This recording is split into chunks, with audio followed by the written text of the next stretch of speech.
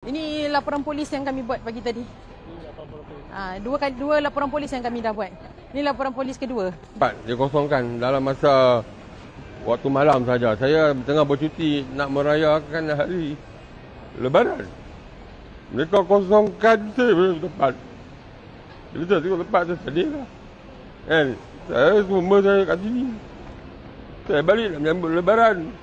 Tiba-tiba datang yang tidak dikenali. Malam tu dia bawa operasi mengunggahkan barang-barang saya dalam ni. Memandangkan duit saya pun dalam tu pun tak ambil lagi selama 4 hari. Siapa yang bagi tahu dia ambil? Anak saya maklum pagi semalam. Dia orang tak maklum apa? Dia orang tak maklum apa dengan saya. Ini warta ni. Okey. Di sini rujukan dia. Jelaskan sikit. Okey ni. Okey, warta ni saya ambil pada bulan 10. Carian sendiri di PNB. Di PNB. Okey, dia bermula daripada 2 hari bulan September 2010 telah diwartakan. Di sini ada kalsa dia. Tanah ini kanon tanah negara. Perizinan tanah bagi tanah maksud awam. So tanah ni tanah milik awam. Dan di sini pun ditulis suatu tapak untuk medan pejalan kaki dan telah menetapkan bahawa Ketua Setiausaha Kementerian Wilayah Persekutuan dan Kesedaran Bandar adalah mempunyai perkualan terhadap tanah hizab ini. Dan ini 100%. Maknanya dia dikawal oleh kerajaan lah. Yes. Dan diberi pajakan kepada pengurusan. Kenapa nak bagi pengurusan lagi? Saya dah tak mahu lagi pengurusan. Hapuskan kurapis di Kuala Lumpur ni. Bermula tahun 2011, ayah saya telah menyewa kepada pihak pengurusan Central Market.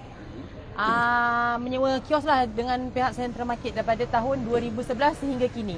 Dan pada tahun ini, tahun 2025 ni, bapa saya telah diusir keluar daripada lokasi perniagaan dia. Sedangkan kami tidak mempunyai sebarang tunggakan sewa.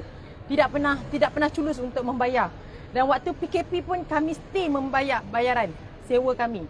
Dan selepas PKP tahun 2022, custody ward dibuka semula dan pihak management sendiri yang menghubungi kami untuk masuk menyewa dengan mereka lah.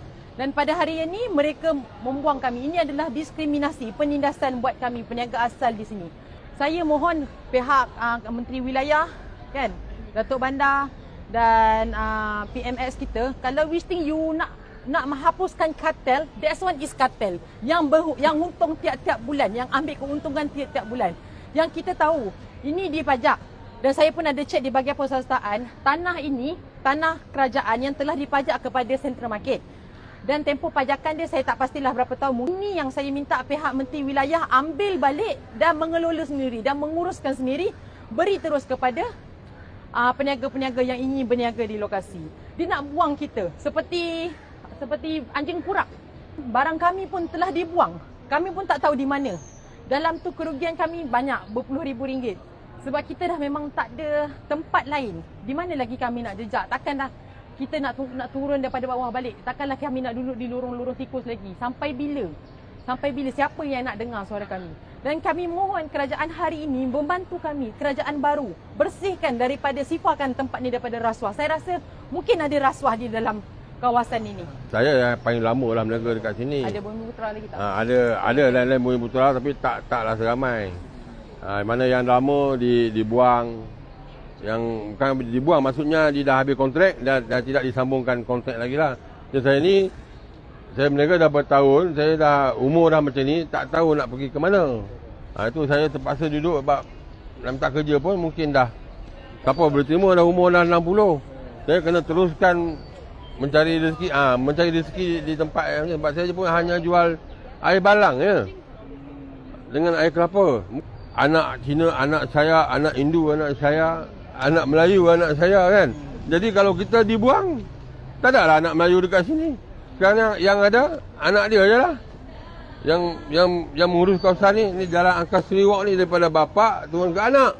Pihak management pun tidak adil lah. Okey, melalui WhatsApp ni pada 3 hari bulan dia telah bagi kami the new punya contract agreement lah.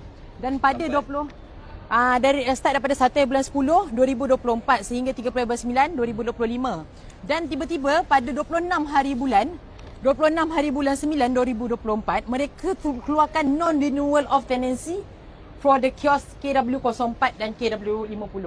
Apa muslihat mereka sebenarnya? Akan lebih jelas memang premis-premis di sini kebanyakan pun Alibaba juga.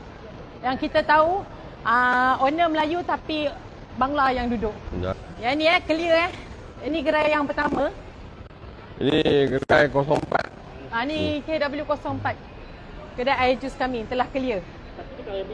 Memang dekat dengan memang pintu tu tak boleh dibuka. Dan another one other things here. Dan di sini lagi satu kios kami. Tengok, peniaga-peniaga lain boleh letak meja. Kalau kita letak meja tak boleh. Diorang boleh letak meja sebab dia VVIP. Semua boleh letak meja. Kita tak boleh letak meja di sini. Kita cuma ni fast food. Beli dan jalan. Kita tak boleh kumpul manusia macam ni. Ramai ni adalah sial kaki. Orang fast food. Tapi diorang boleh letak meja. Ni tapak saya ni jual air kelapa. Dia cuma jual air kelapa je. Satu hari 30 biji ke 20 biji je. Kami sedih lah balik daripada kampung. Tiba-tiba gerai dah tak ada kan. Gerai orang tua saya macam. Saya menyambut hari lebaran. Hari besar. Maksudnya diorang boleh kebal. Kekebalan diorang tu diorang boleh pasang meja banyak mana yang dia boleh pasang. Kalau kita pasang dituntut tak boleh. Ini tak boleh. Ini boleh. Ini bukti depan mata ini bukti tuan tengok. Diorang boleh pasang meja.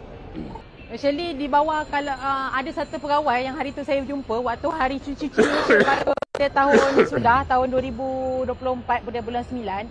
Ada satu pegawai itu memberitahu kawasan yang dimengelola oleh manajemen Central Market adalah di bawah daripada WOW ni sahaja. Dan di luar sini adalah di bawah DBKL. So saya mohon di kawasan luar ni untuk kami menyediakan kios sendiri dan menyewa dengan pihak DBKL. 13 tahun kami menyewa tapi tidak pernah ada masalah. Kenapa hari ini?